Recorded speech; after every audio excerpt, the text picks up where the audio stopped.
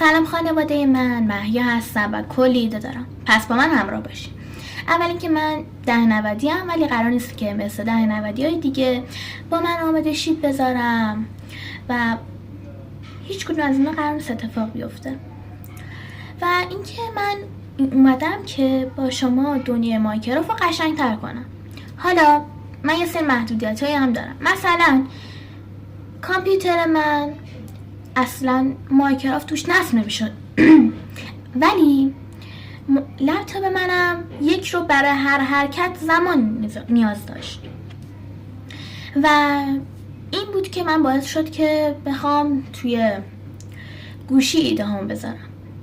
این از این. اما فکر نکنید که قراره کیفیتش بیاد پایین و اینا. من سعی میکنم کیفیتش ببرم بالا، حالا هر چقدر بیشتر بهتر. این از این. و اینکه حالا بازی که خودتون دوست داشته باشین و میتونین به هم بگین که براتون درست بعد نصبش کنم و بهتون نشون بدم.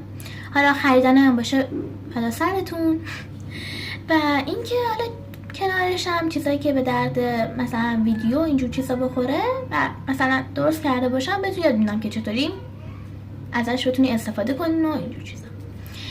این از این. و اینکه من برای نظرات شما و ایده های شما کانال تلگراممو گذاشتم، بعد عرضم به حضورتون که گروه تلگراممو گذاشتم، پیجمو گذاشتم، همه اینا رو گذاشتم که شما نظرتون رو بهم بگید.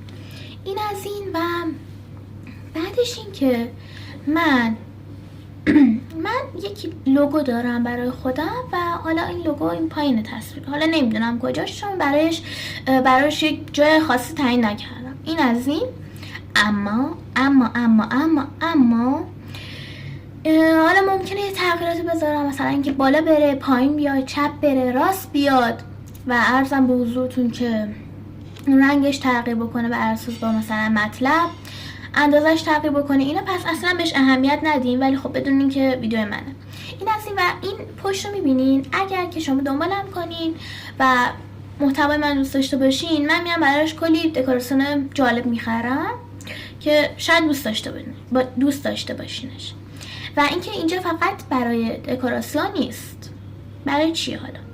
برنامه هم دارم و توی برنامه که درست کردم تک چیزا رو نوشتم. حالا میگه چرا اینجا جاشه؟ مثلا چرا تو دفتر نیست؟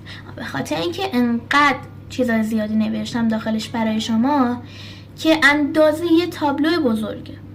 برای همینه که براتون ارزش قائل میشم، شما هم برام ارزش قائل بشین.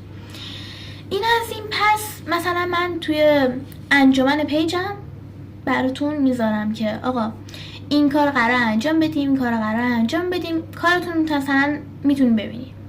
و جز این که مثلا میتونین بازی بهم بگین که برام براتون انجامش بدم یا ایده کاردستی چیز دارین، جز اینا ایده های دیگه هم میتونین بهم بدین. مثلا فلان کار مثلا برای پیج قشنگ‌تر میشه، میگم باشه. این از این.